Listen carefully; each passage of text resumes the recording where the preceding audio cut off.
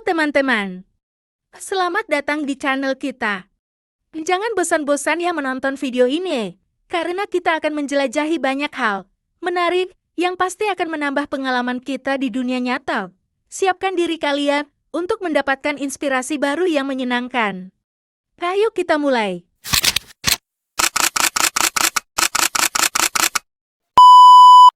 Pose with the fans. Pose with the pose with the pose with the fans. Pose with the pose with the pose with the fans. Fans. Pose with the fans.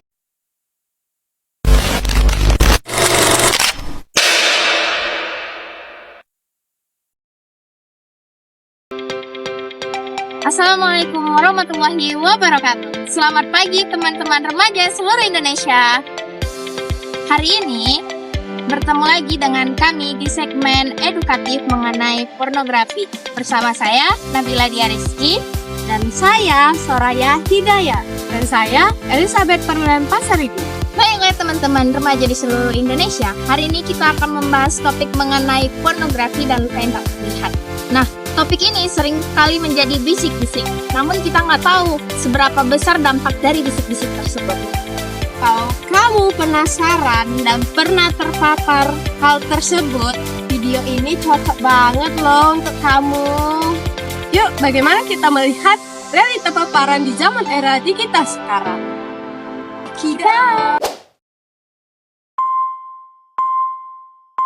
Remaja masa kini hidup di dunia serba digital. Dengan hanya hitungan detik, informasi serta konten eksplisit dapat dijangkau dengan mudah.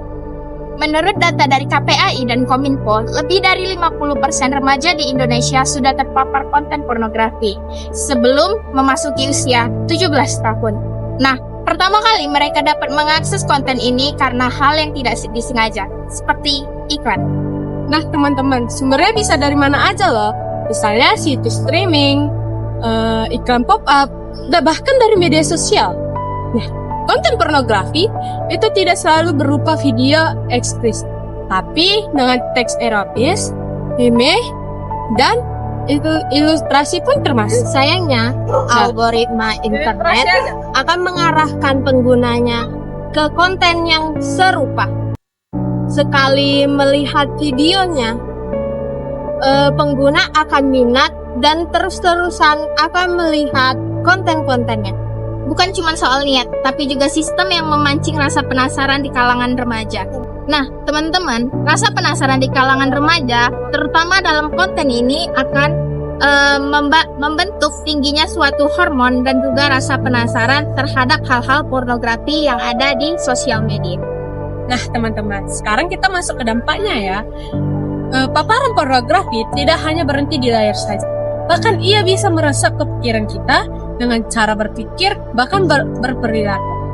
Penelitian menunjukkan remaja yang sering mengonsumsi konten pornografi akan mengalami gangguan kesehatan seperti kecemasan, depresi, dan gangguan ketidakpuasan terhadap tubuh.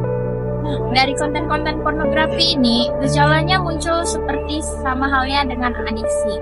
Contohnya itu mereka sulit berhenti walaupun tahu konten-konten pornografi ini mengganggu keseharian mereka.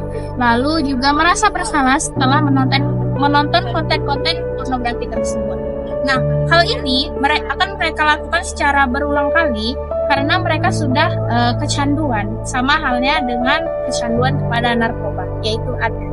Ada juga yang memandang lawan jenis itu sebagai objek, bukan manusia.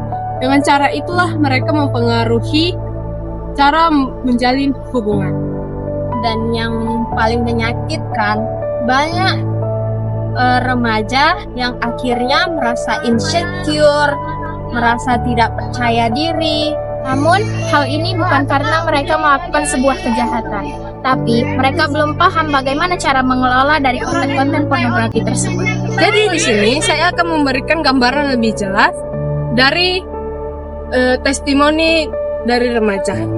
Tentunya identitas akan kami samarkan. Ini survei dan wawancara yang nyata.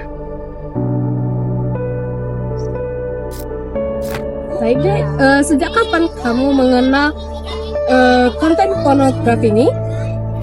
Saya pertama kali nonton video porno pas umur 13 tahun. Waktu itu karena dikirim teman di grup. Awalnya geli, tapi lama-lama jadi kebiasaan. Sekarang aku ngerasa susah berhenti dan aku benci banget sama diri sendiri. Oke, terima kasih ya. Teman-teman, setelah kita wawancara, ini bukan sekedar cerita ya teman-teman. Ini adalah cermin di mana dari ribuan remaja di luar sana yang merasa sendirian menghadapi dampak pornografi. Sayangnya, konten pornografi ini bukan hanya menekankan kepada psikologi anak remaja, tetapi juga menekankan kepada sosial dan juga normalisasi di kehidupannya. Sayangnya di lingkungan juga menjadi salah satu tekanan bagi remaja yang kecanduan dengan pornografi. Hal ini dijadikan sebagai bahan candaan, meme, bahan candaan oleh para pria. Dan akhirnya banyak remaja yang harus ikut-ikutan karena biar tidak dikucilkan di lingkungannya. Atau merasa aneh tidak menonton konten tersebut. Banyak media yang ikut hadir. Banyak tontonan populer yang menyisipkan konten erotis tanpa edukasi. Jadi, zaman sekarang banyak remaja yang belajar dari sumber yang salah. Seharusnya konten pornografi ini bukan dijadikan sebagai candaan. Kita juga perlu ruang yang aman untuk belajar, bertanya, bercerita tentang hal-hal yang seperti ini untuk menjadi edukasi dalam diri. Agama mengajarkan supaya kita menjaga kesucian diri serta harga diri sendiri dan orang lain. Tapi penting untuk diingat bahwa pendekatan agama tidak seharusnya membuat remaja itu merasa dikekang. Justru seharusnya membuat remaja itu menjadi ruang kasih yang menuntun remaja itu untuk kembali. Dan kita bukan bertujuan untuk menghakimi orang-orang yang terlibat dengan konten pornografi, tetapi kita memberikan harapan untuk mereka yang sedang berjuang dari menyembuhkan kecanduannya terhadap pornografi. Teman-teman, kalau kamu merasa terjebak dalam hal kebiasaan ini, hal yang pertama yang perlu kamu tahu bahwa kamu itu bisa berubah dan kamu tidak sendirian. Cobalah mengenali dari pemicunya, seperti mengurangi mengakses gadget. Kita bisa menggantinya dengan kegiatan yang lebih sehat, seperti olahraga, membaca buku, atau bercerita dengan orang yang dapat dipercaya. Ketika kamu butuh tempat untuk bercerita tentang permasalahan kamu tidak harus menceritakan kepada orang-orang yang terdekat denganmu. Tapi kamu juga bisa berbicara kepada orang yang profesional dalam bidangnya. Contohnya seperti konselor dan guru BK yang ada di sekolah. Mereka akan menyelesaikan permasalahan kamu tanpa menghakimi kamu. Dan jika kamu malu bercerita dengan orang, kamu bisa menggunakan platform media sosial untuk layanan konseling.